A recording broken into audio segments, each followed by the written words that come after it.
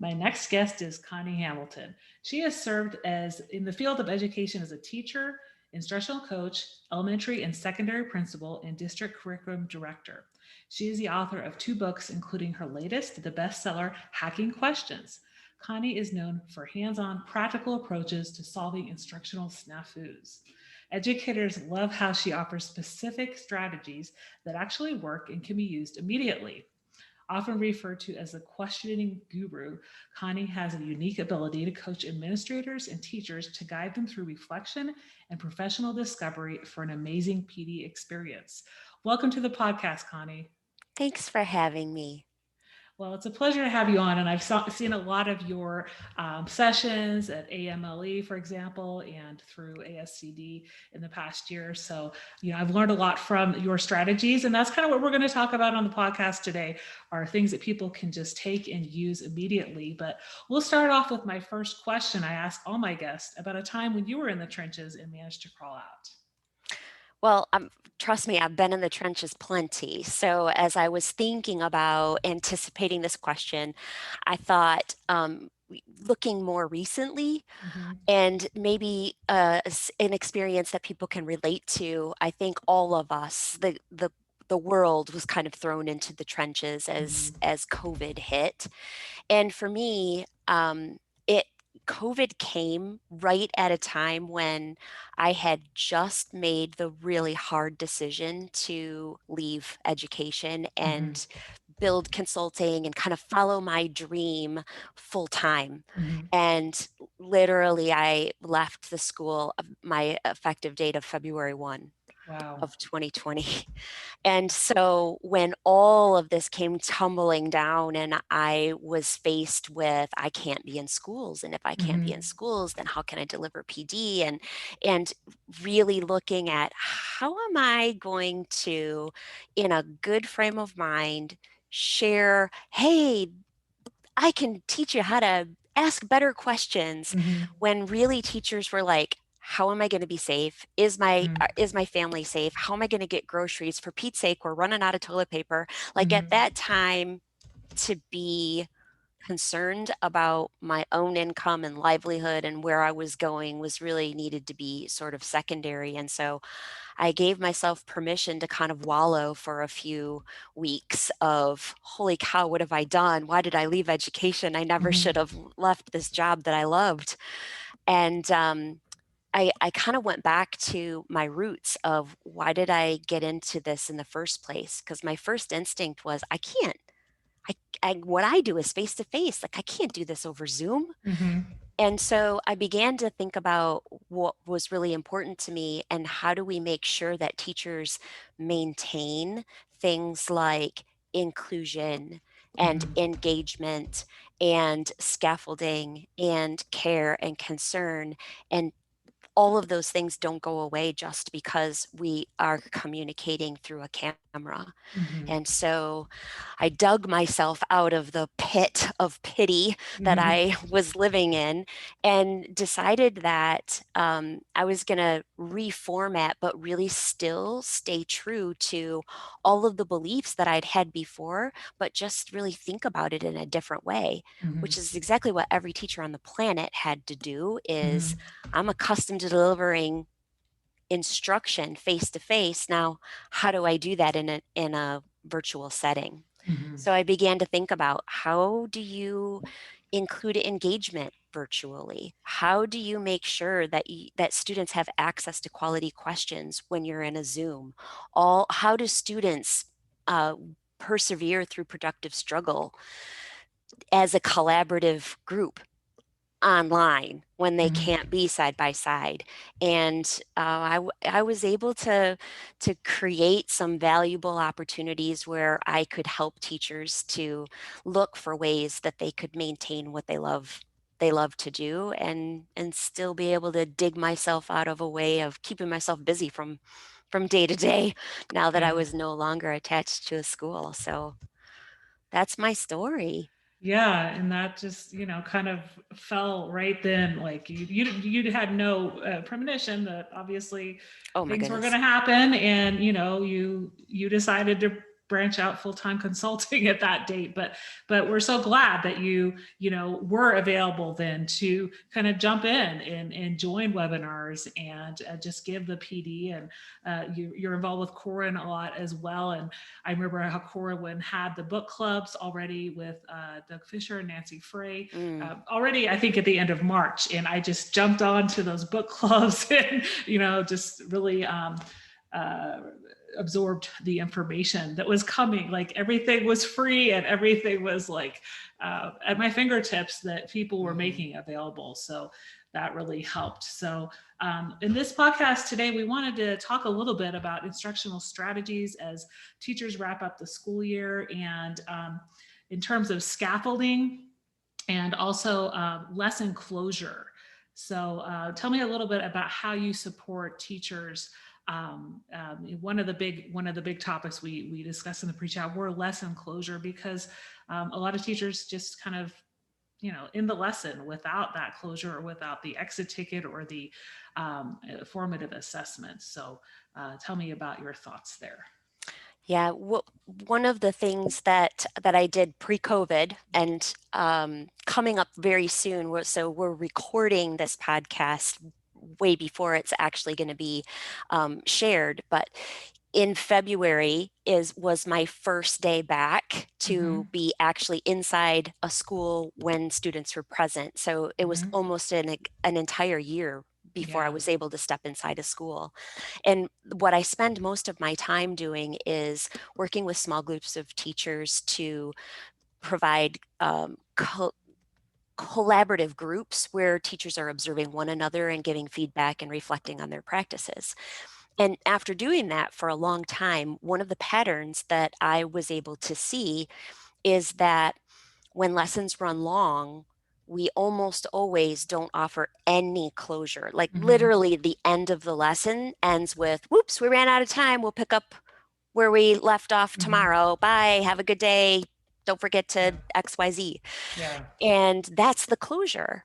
And in the reflection process of coaching with teachers to think about what are we gaining, and as a result of running out of time, what does that mean for tomorrow's lesson? And I began to think about how we deal with that in our own lives.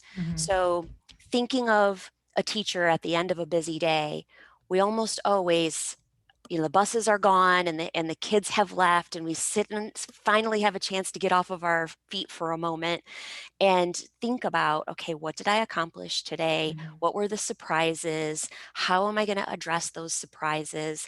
What didn't I get done that I need to do tomorrow? How do I need to punt? Like, what do I need to take and learn from today so that I can be better prepared for tomorrow?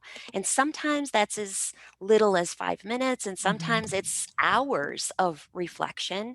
But regardless, when we take that time to pause and process today, we are so much better prepared for tomorrow.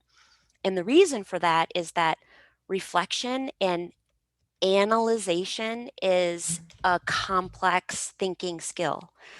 And when we take the time to analyze or critique the effectiveness of our day when it's fresh, it's easier to do because it's fresh in our minds. If we wait until the next day, we hurry up and leave. Well, let me even backtrack. So once we are able to process that, then tomorrow, the actual thinking skill, if you think of Bloom's taxonomy, the actual thinking skill that we're using is retrieval, because we've already done the tough thinking of what went well yesterday and what do I need to do tomorrow. And so now all I have to do is remember what I decided that I needed to do and then execute it. Failure to do that leaves us with not only trying to recall what actually happened yesterday, but then also analyzing the impact of what happened yesterday, developing and creating a plan for today, and then executing it. That's a lot of brain power Yeah. in the morning that you're not anticipating. Do the exact same thing to kids. When we don't permit them the opportunity to bring some closure to the time that's dedicated for a lesson. So we mistakenly try to lump those two things together of lesson closure, meaning the learning we expect to be completed and we're ready for Mhm. a formative assessment to check for understanding, versus we're out of time. In a perfect world, those two things happen at the same time, and you Mhm. can have a single task that kills two birds with one stone. Mhm. But when it doesn't excuse us from the responsibility of bringing closure to the lesson time and giving students the opportunity to reflect on, what did I accomplish as a learner today? What didn't I accomplish as a learner today? And what are my responsibilities as a learner tomorrow? Mhm. All of that responsibility falls on the teacher if we don't bring closure to the time, even if we know that the learning needs to carry over for additional time the following day. Mhm. Mhm. So it's important to separate those two things. So And I'm thinking back to my own teaching when I was teaching French in high school, for example. And, I was very organized. I would have my lesson plan, set out day by day. And, I had several sections with the same content, and some classes got to a certain amount, some classes didn't. And my reflection piece was just kind of putting a note on that lesson plan, right? That we need to do such and such tomorrow.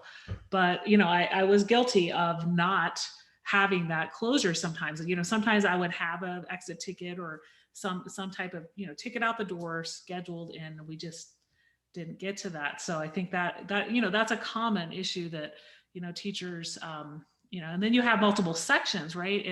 And you're asking your first period, did we get to this? Because if you don't right, reflect, right, if you don't have that jotted down note, like, then you're kind of confused, and as a teacher, they understand, like, okay, well, we know, no, miss, we didn't get to, you haven't taught us that yet. Oh, I taught my fifth period that, right? Then you kind right. of seem disorganized, right? When you don't take that time to reflect and actually kind of summarize for yourself in some note format or something what you actually covered and what needs to be done the next day. Yeah, I think what you bring up is Mhm. a really valid point, that not only do teachers, and we Mhm. know that we need to provide some kind of reflection for ourselves so that we're Mhm. prepared for our lesson tomorrow. And in the same time, I think that it's more commonly missed Mhm. that students need that closure as Mhm. well, that students need the opportunity to reflect on, what happened today? What Yeah. did I learn? What do I still need to learn? What gaps do I have, and how am I going to contribute as a partner to my own learning to fill those gaps? Mhm. So we often think of, we have maybe a closing activity or a final formative assessment, low stakes assessment, something like that, Mhm. that we have at the end when we say, okay, after it's all done, let's check and make sure you learned what you were supposed to learn. Well, Mhm. if we didn't get to that point, if the only thing that we have prepared is some sort of a formative assessment, and we know darn well that kids aren't going to do well on that Mhm. formative assessment, it's sort of a it's sort of a free ticket to Mhm. say, oh, well, I can't give the exit ticket because I know that students aren't going to be successful. Mhm. And Mhm. so to that, I push back and say, number one is, they might have learned more than you think that they Yeah. did.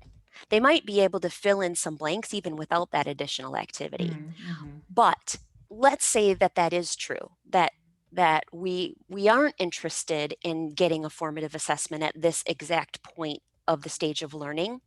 Then those are the times then you can ask students reflective questions that are more metacognitive. Mhm. Things like, what was a challenge for you today? Okay. What was a success for you today?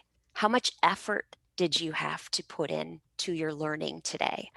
What is here's a great one too, is when you do learn X, fill in the blank, whatever your Mhm. learning target is, when you do learn that, how's that going to help you in life? Where is this going to be useful? So, for example, I don't speak a world language. Mhm. I don't speak Chinese, but I could answer and reflect on the question Mhm. of, how might it help me if I could Mhm. speak Chinese? And so those are questions that learners should be able to reflect and respond on, the importance and the relevance of what it is that they're learning, even if they haven't reached a mastery point yet. Mhm. So I continue to argue that closure is a really critical and I would even go so far as to say a non-negotiable Mhm. component of every single lesson. Mhm. And when given that time and the opportunity to reflect, like, okay, your lesson went too long, let's talk about it. What part of if you could go back and do over and fit Mhm. everything into your Mhm. 55-minute block, what would you give up in order to make sure that you had enough closure? And more often than not, teachers say that their introduction went too long, which Mhm. I find a little comical because we start off in a deficit from a Mhm. Mhm. timing perspective, and then we're playing catch up the entire time. And so, just with a few little time checks within your lesson to Mhm. just think about to say, okay, I have this closure, and I know that this closure is going to take me 3 to 4 minutes. Mhm. And so I need to make sure that no matter where we are in the learning process, I'm going to reserve 3 or 4 minutes to bring this time period and put a button on the time and Mhm. allow students to have that. What did I learn today? What's the relevance? What kind of progress did I make toward mastery, even if I didn't get there yet? Mhm. And to have that little bit of celebration, because if I have to carry this over to tomorrow's lesson, what's 3 more minutes for today?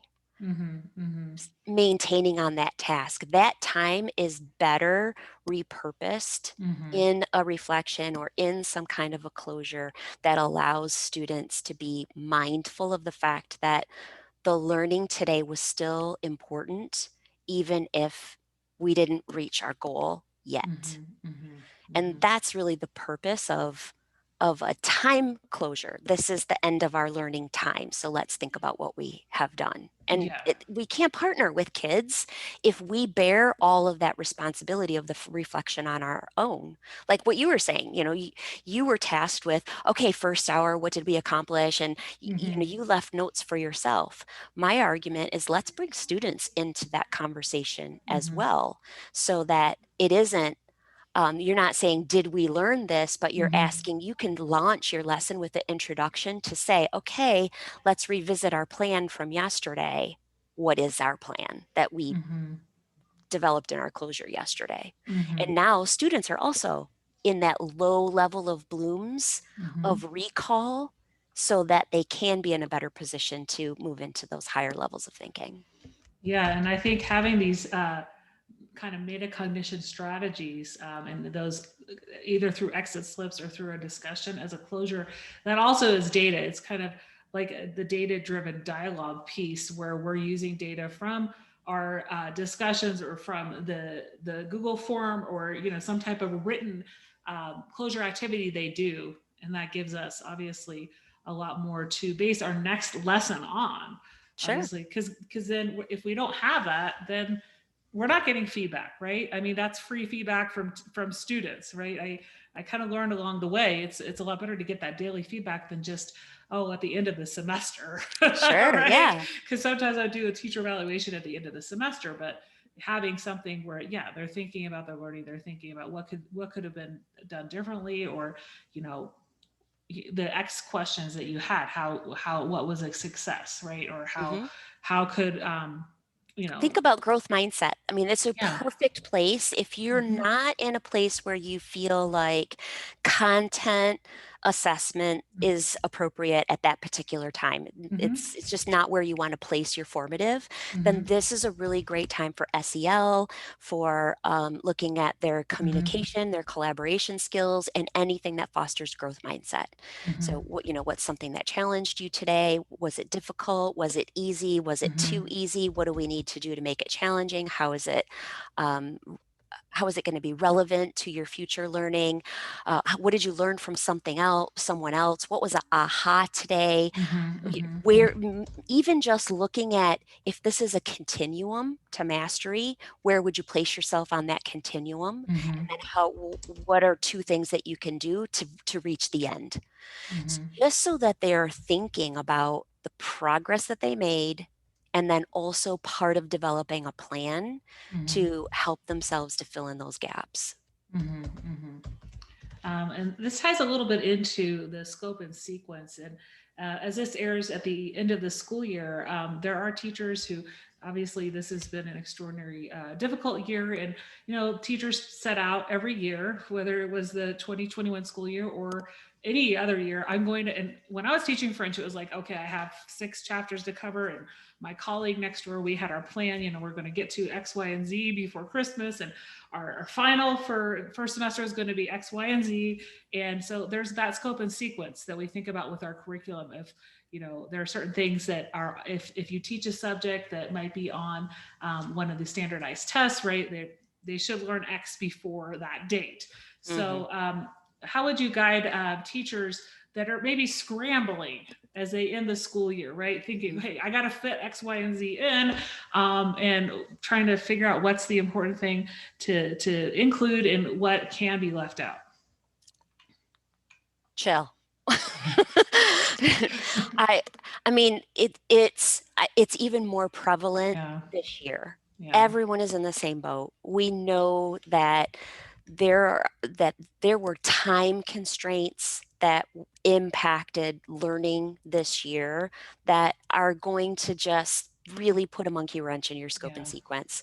And when I think about the teachers that I formerly worked with in my school district, and they're probably listening to your podcast right now and thinking, I cannot believe that Connie Hamilton is saying, let go of the scope and sequence.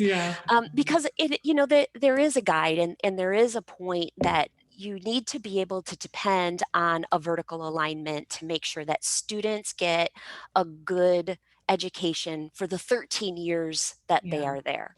However, I also think that there is power in collaboration among professionals. And I think the best thing that we can do now is to get a really solid handle on where the gaps are and make sure that we communicate that to the teachers in the future. So my advice always is, if you're not going to get to everything, do not try the spray and pray approach. Really try to home in and intentionally create gaps. So instead of just sprinkling everything out there and seeing what some kids are going to pick up on this, and some kids are going to get this, and some kids are going to get this, and some kids are going to get this. And now next year's teacher is left with a whole big hot mess of some kids understand different things by design. If we can have any control over how we can tackle student gaps, it is to be able to manage them and then communicate to say, this is something that we intentionally did not go intensely in this particular piece. This is what we skipped. This is the unit that we need to provide some formative assessments and see if students really do have this gap. But this is where I predict that the gap is going to occur, or better yet, do the formative and share the data. But that opportunity, I think the best thing that leaders can do and teachers can provide to one another is that gift of, this is what I missed. And I would say be intentional on that. Because if you rush through it, you know that kids are going to pick up whatever they pick up. So if you just say, hey, I'm not going to get to this, we're not going to focus on that, then that as a lump is much easier for a future teacher to tackle, to say, I know all students didn't have direct instruction or a deliberate unit on whatever. When I was a middle school principal, it was always reconstruction. That was the big thing in the 8th grade is, did the 8th grade social studies teacher make it to reconstruction before those kids went off to the high school for US history, and trying to cram that into the scope and sequence. But the US history teachers at the high school would know that, all right, we didn't make it to reconstruction, and so that's where we have to start, as opposed to trying to hurry up through it and then going, well, some kids got it, some kids didn't. And now we're left with this mess of, if we tackle that topic in the future, now some kids are like, we did this already. And then other kids are, there's that, we created the need to differentiate, and we created the disproportion in how students and what students were learning, because we hurried through it. And there's that transition also from middle school to high school with, what did kids, and they're coming in from different schools, right? What did they learn at that school, or they moved from out of state, those type of Mhm. things. But I don't think that transition is going to be so much different going into the 21-22 school year than it would have been otherwise, because as you're saying, the teachers, they know that they can't just pick, spray The spray spray and and pray. pray, right? And pick and choose what they want to teach, because they know the SEL is much more important this year, for one, and also stick to content they know that they can thoroughly teach and the kids will thoroughly understand. And there's some things that might fall by the wayside this year, but Right. And I don't mean like throw caution to the wind, and don't mhm, close your door and just do SEL and not worry mhm, about the mhm, content. My suggestion is to take note and have mhm, information and be very mindful and intentional with mhm, what content is presented and what content is assessed mhm, versus what isn't. And then everyone will be in a better position in the fall to develop a plan of action. mhm, mhm. Tell me a little of the pick me up.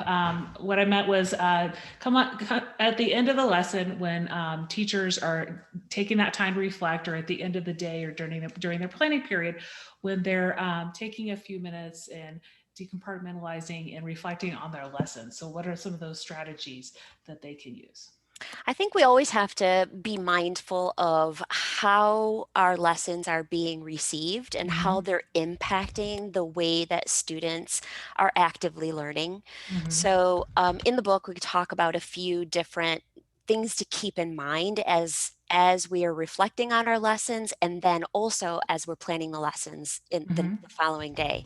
So, one of the things that I encourage teachers to always think about as they're developing their lesson plan, we all often think of our lesson plans as, okay, what do we want students to learn?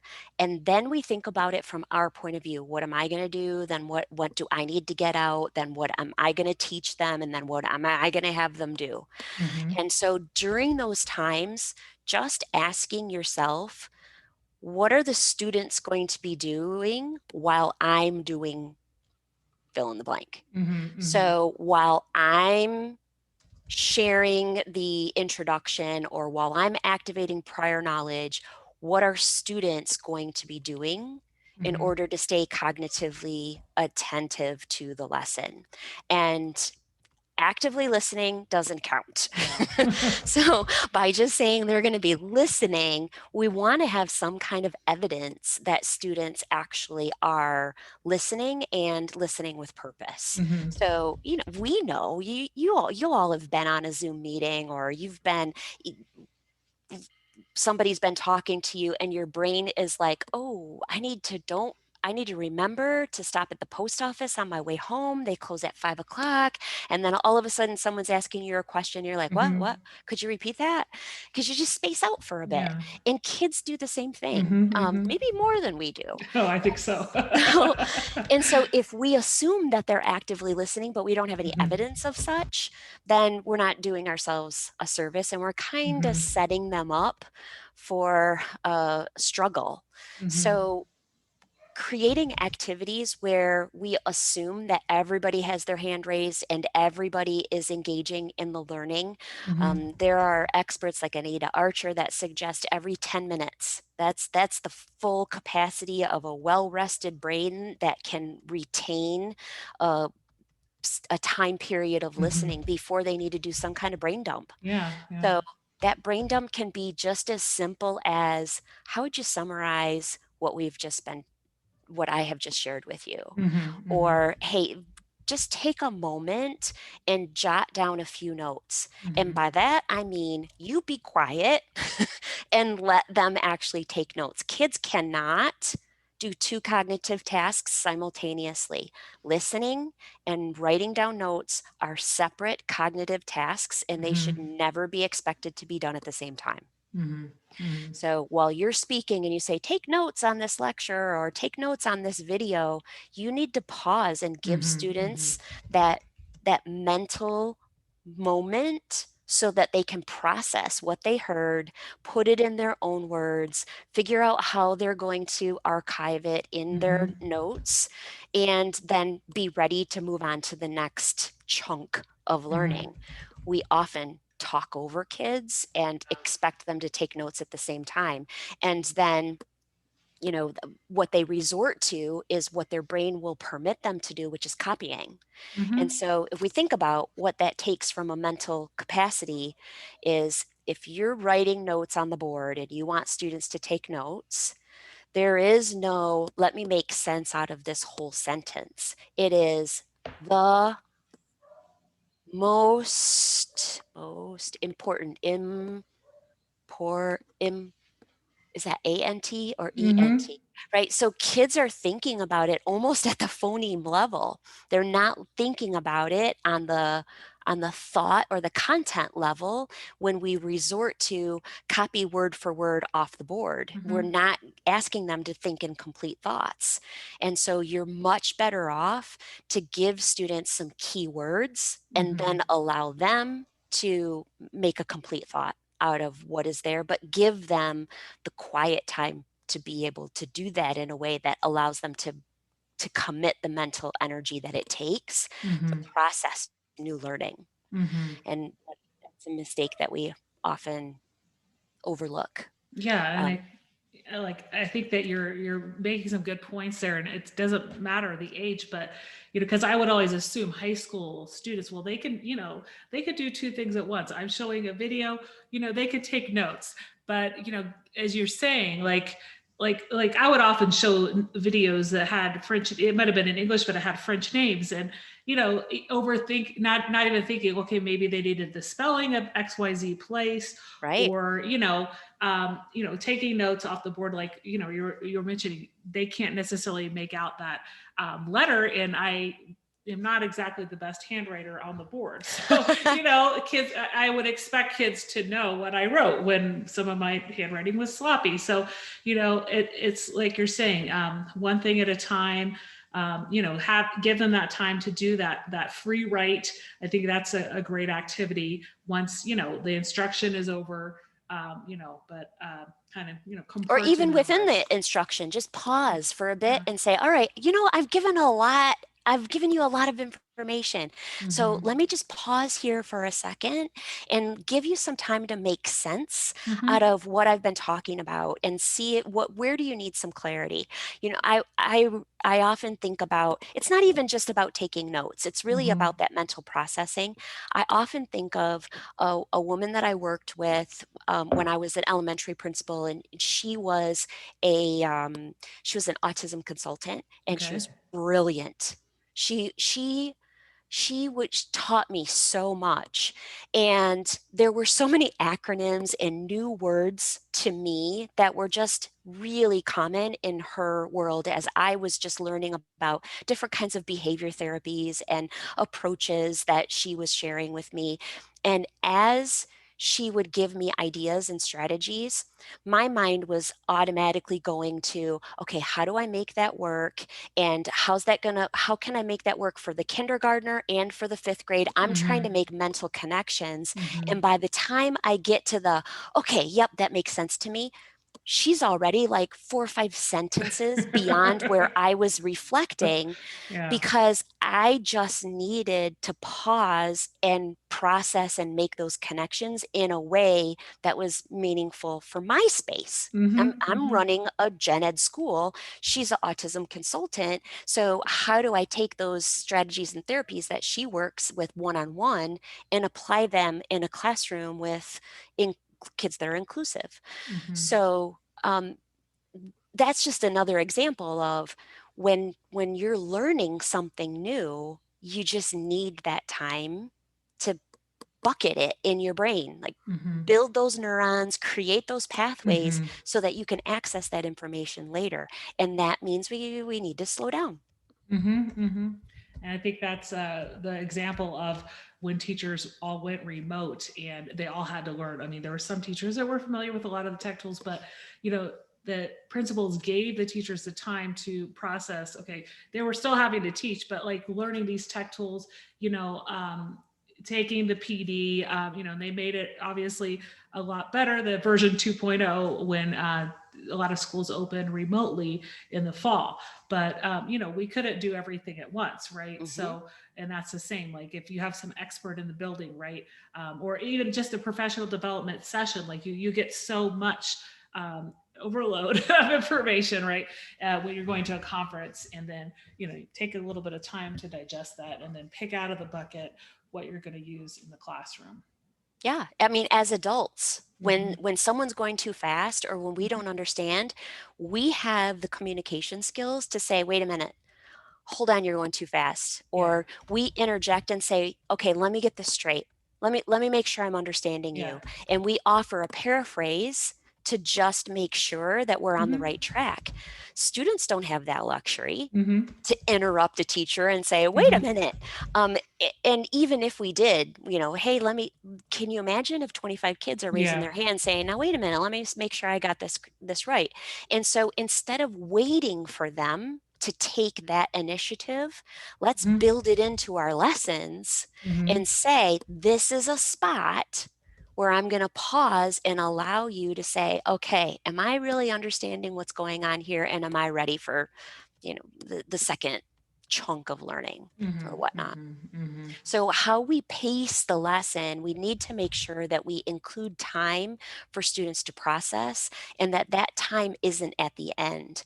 Instead of taking a long, I mean, elementary, the students of younger students are generally better at this because they deal with kids that have way shorter attention spans. Mm-hmm. And so they take a lesson that maybe would be 20 minutes of teacher talk time and they break it into 3 to 5 minute chunks. Mm-hmm. So here's 3 to 5 minutes where I'm going to read a piece to you. Now you do this little task. Now I'm going to come back to the teacher. I'm going to do this little piece. Now you do this task.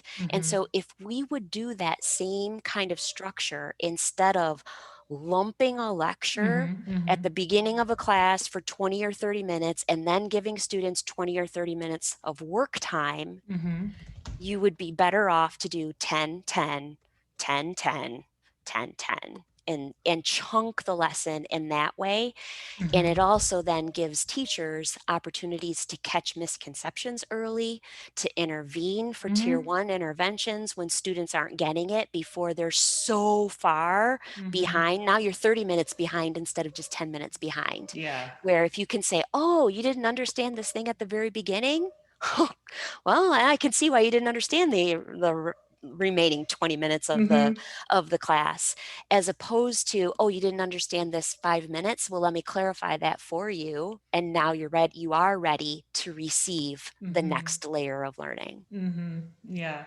And that's I see that happening with elementary school teachers a lot, right? And I think they're the experts on chunking, and having taught high school a lot, but observed a lot of elementary school teachers. It's you know you're teaching in that time block in a secondary school of 50-55 minutes, and you might transition from one activity to another, but I think, yeah, building in that reflection time is very important. Mhm. I wanted to talk a little bit about where people can find you in some professional development sessions that you might have planned this summer, and places that you're going to be speaking at.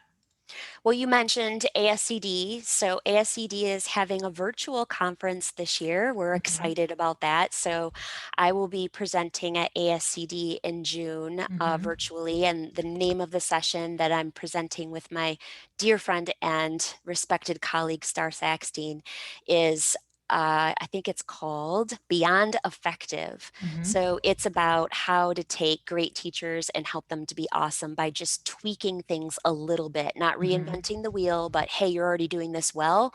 Let's take it up the next notch. Mm-hmm. So that's what that session is about. And then I also partner with the Core Collaborative, Mm-hmm. and they have a variety of professional learning opportunities. They typically have an annual conference, Mindfield, and then they're also doing a series, Build Back Wiser, which Okay. are online professional learning tools that focus on dignity and equity and looking at how we can bring instructional methods that are equitable for all students. So those are Great. a couple that I know of at this point. And then people can also just find more information on your website as well. And, there'll be probably a lot more coming as time goes on, and, maybe some in person trainings that you're going to be doing next school year Sure. with buildings. So, out of everything we spoke about today on the podcast, what's one thing in particular you'd like listeners to remember? I'd say give yourself some grace and also to be intentional with how you are causing students to partner with you in their own learning. So Mm-hmm. whether it's being reflective within the lesson or if it's offering them that opportunity to bring some mental closure to the time allocated for learning, but we can't expect students to partner with us if we don't offer them the opportunity to. That's so great to end with. So, where can people find you online and connect with you on social media? Uh, Twitter is great. I'm pretty active on Twitter. That's at Connie Hamilton. I also have a website is conniehamilton.net. Don't do at conniehamilton.com. That's a real estate agent somewhere out west. So conniehamilton.net. And I think you'll probably have my email in the show notes as well. Great. Well, it was such a pleasure to have you on the podcast today. Thanks, Dana. And, I hope listeners get a lot out of just these tips and strategies that you've shared. And, I wish you luck in the upcoming months with all the professional development that you'll be doing and helping schools out with. Thank you. I look forward to it.